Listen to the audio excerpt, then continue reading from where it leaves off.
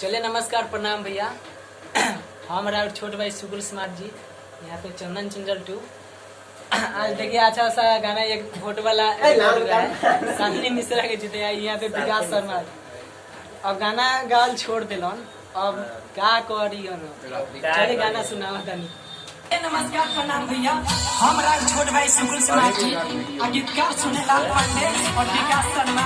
और संगीतकार चंदन चिंजल एक गौरव फिल्म के माध्यम से एक गाना वोट वाला गईली है सानी मिश्रा के अंदर जीता है के बाद विधायक बनाए के बाद केसरिया विधानसभा से तब बोले के बाद सानी मिश्रा जिंदाबाद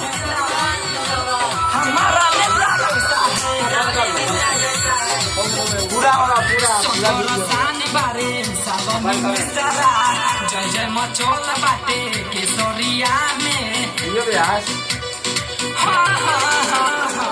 सकरा सानी बारे सानी मिश्रा जय जय मचोल बाटे केसरिया में वोट सबती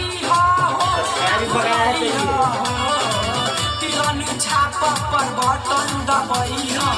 सावनी मिश्रा के जीतई भारी मतों से विजयी बनई के विधायक बनई जिंदाबाद जिंदाबाद।